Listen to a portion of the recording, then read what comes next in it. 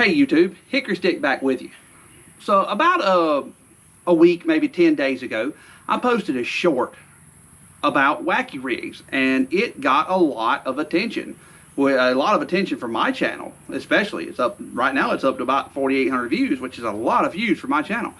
So I thought that I would do a more in-depth look at wacky rigs because there's only so much information that you can pack into a 60-second short.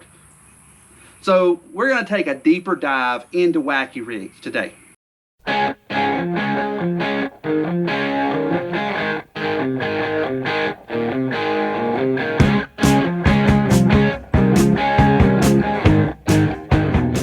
Now, wacky rigs are nothing new. They've been around a long time. And a wacky rig is nothing more than a soft bait that is hooked in the center of it along its length.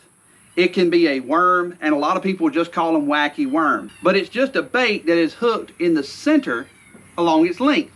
And in using a wacky rig, or a wacky worm if you want to call it, you've got some multiple options when it comes to rigging them and fishing them. Now in essence, your simplest way to rig a wacky worm, I'm using a Senko.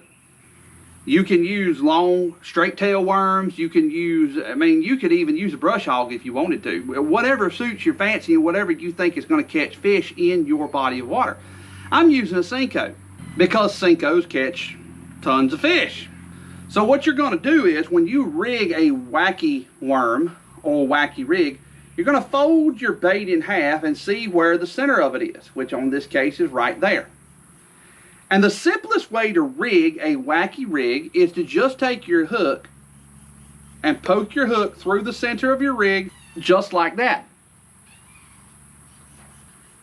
When you pull this through the water now, it's going to pull down like that as you pull, and it's going to straighten out, and it's going to flutter as it goes down. As I said in the short, you've got a couple of problems with rigging it this way. Number one, this is not a weedless setup. All this is an EWG hook. And this is not weedless rigged like this. It's also going to tear your worm up because you've just got your hook poked through your worm. And we all know that a Senko, whether it be a Yamamoto Senko or a Yum Dinger, whatever, a Senko is not a particularly tough bait. So it's going to tear your worm up pretty quickly. Now, you don't have to use an EWG hook either. You can use other hooks. There's other hook options. You can use a Mosquito hook. Mosquito hooks work good for them. They're more of a finesse hook. You can poke that Mosquito hook through it and you get the same effect as the EWG. But you're still not weedless. If you want to go weedless, you're going to have to switch to a weedless hook. Now, there's multiple options of weedless hooks out there online. These are a couple. This here is a Gomakatsu. This is just a weedless finesse hook, and it's got this little thing on it that slips over the tip of your hook, just like that. And all it does is just keep your hook weedless. This is kind of a small hook, however. You can go a little bigger. You can go up to one of these. Now, this is a Harmony Fishing 1/0 weedless wacky rig hook. This is specifically made for wacky rigs. You can notice it's got this deep J shape to it. And that's so that you can rig the worm deeper down into the hook. You've also got a spring-loaded weedless wire on it. And all that does is hook on there. When a fish bites it, it pushes it down, out the way. But you can rig this into your worm, into your wacky worm, just like you would the EWG. You just poke him through the middle. Just like so. You hook your weedless barb on. Now this deep J shape, what it allows you to do is it allows you to put the worm deeper up on the hook so that you get a different hook angle on the worm, and it helps with your fish hookups. I am a really big fan of this hook in a wacky worm setup. Once again, this is a Harmony Fishing 1/0 weedless wacky hook. I really like this hook. But you still are presented with the problem, if you do it like that, of your worm tearing up easily. The better way to rig it up is with a wacky worm tool. Now, there are multiple wacky worm tools on the market out there. You've got some that are pliers, and there's even some that are pliers that are a pair of pliers that open up a wide, like rubber band type that throws on there and you hook your hook through it. I use a standard Wacky Worm O-ring tool. This one happens to be from Harmony Fishing, but there are multiple companies that make them. And the way this tool works is you just got O-rings that you thread onto it, and you take it and you stick your worm into it until your worm is about halfway into the tool, and then you just slide an O-ring off and it pops the O-ring onto the worm for you. What that does is that allows you to go in here and hook your hook under the O-ring.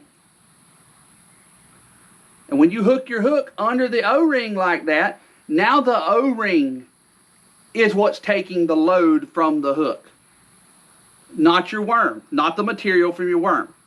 So the O-ring is taking the load, so therefore you're not tearing your worm up as bad when you use this rig. Your worm will still tear up, granted, but it's going to last longer on this rig. Another benefit to this, though, is a lot of times when you catch a fish, your worm will migrate up the hook and will migrate on up your line and out of the way, which will save your worm. Or if your worm gets torn up, most of the time your O-rings will stay on your hook even though your worm gets torn off of there, and you can reuse your O-rings. But when you rig it like this, then your hook is parallel with your worm, and that impedes your hook sets. And some people may argue that fact of whether it will impede your hook sets or not. In my experiences, this setup impedes my hook sets. So what I do is I rig a double O-ring setup. I take my worm, put it in my tool, and then I put half my O-ring inside the tool, the other half hanging out, and I pop a second O-ring on it to where the O-rings are crossed like that. Now that I've got my O-rings crossed, I will take my hook and hook it under both O-rings where they cross. Now my hook is perpendicular to my worm, and on top of that, I've got it under two O-rings. So I'm holding the worm better. The worm is nice and tight. It's going to be harder to tear off of there. And another added benefit is it's tighter on the worm so it doesn't slide on the hook. So it stays in the proper position on the hook better with two O-rings. And this will, in my experiences, this maximizes the length of time your worm is going to last. And it also gives you better hook sets. That's my experiences with it. Now you can use other hooks if you wanted to. We could just as easily go and use this EWG hook on this setup just like this. If we were fishing somewhere where it was a clean bottom and we didn't have to worry about getting snagged on anything, yeah, we can use the EWG and we'll get a better hookup ratio than this smaller hook. But this is a very good hook. Believe me on it. This is a very, very good Wacky Worm hook. I really like these hooks. I've had a lot of success with these hooks. Another thing that you can do with a Wacky Worm or Wacky rig that a lot of people do, I have not done it much because in my area I haven't needed it, is you can put a weighted hook on it. This is a weighted 1/16 ounce. This is in particular. This is just an example. I would go with a little heavier one, maybe a 1/8 or a 1/4 ounce, but you could use this. And what this does is it helps keep the Wacky Worm straight in the water column. If it's not weighted, if you don't have a weight on it, sometimes the worm, when it's rigged wacky, it'll have a tendency to dive off in this direction or dive off in this direction instead of floating straight down. If you're having that trouble, you can go to a weighted jig head hook. The weighted jig head hook has a tendency to help keep the worm straight in the water column and keep it from diving off in this direction, So that's another option for you if you're having issues with that. I wish I had a tank that I could put it in and show you the action underwater. But when you're fishing this thing, when you pull it, you see how it bends? It's going to be bending just like that in the water. And then when you get done pulling, it straightens out and it flutters like normal as it goes down. And all you're going to do with this thing is you're going to cast it out. I like to cast mine out. I like to let it fall all the way to the bottom.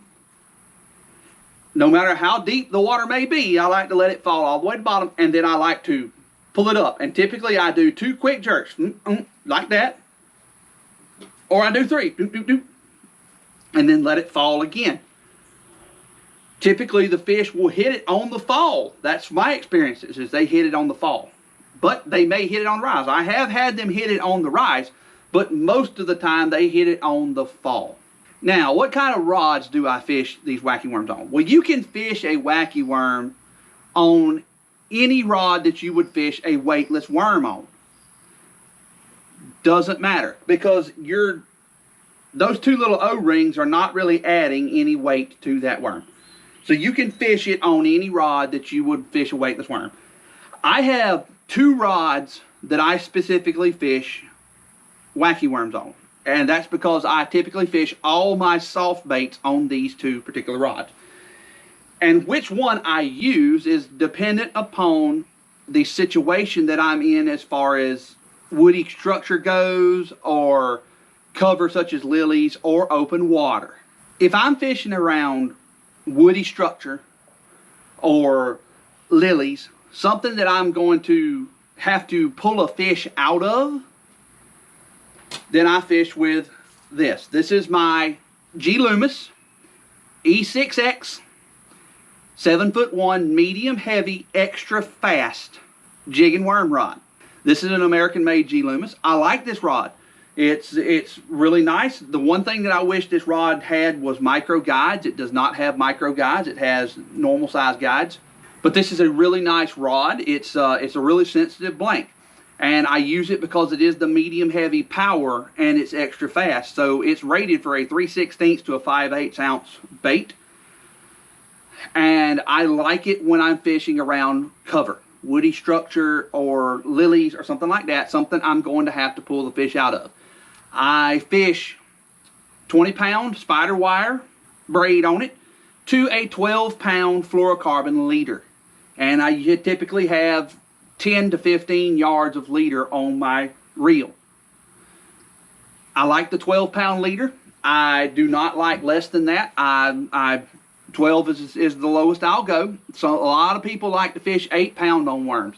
I don't like to fish 8-pound. I like 12. 12 has plenty of sensitivity for me, and it has plenty of maneuverability for me. That's what I like. The 20-pound braid is extremely small. Anybody that fishes braid knows that braid is small. So I tie my braid to my leader with an FG knot, and I typically tie my hooks to my leader with a trilene knot. I like a trilene.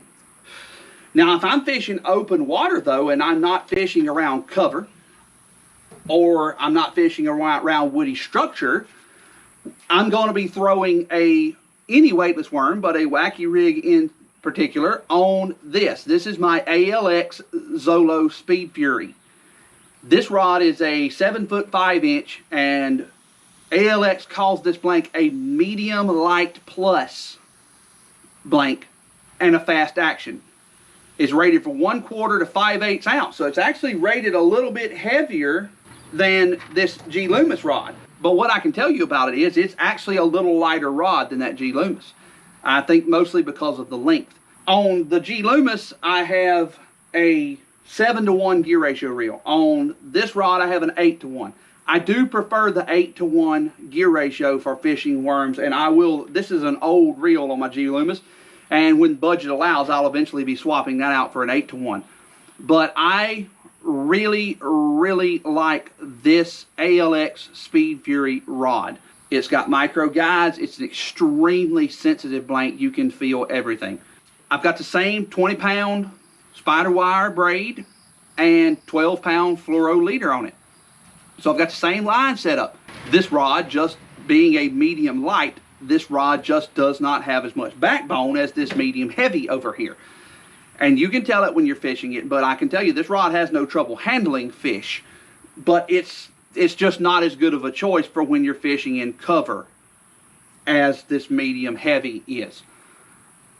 So that's what I throw the Wacky rigs on. Now, I haven't been fishing Wacky worms very long. I have only been fishing them this year. I just started fishing them back earlier this year. It was a new concept to me as far as actually fishing them. I have known about them most of my life, but I've quickly grown to love them, and I have quickly had a lot of success on them. I know there's a lot of Wacky worm videos out there, but I thought maybe I could share some insight that I have, that I've learned this year as a relative newcomer to it, that maybe a perspective that you haven't heard before. So until next time, this is Hyckory Styck.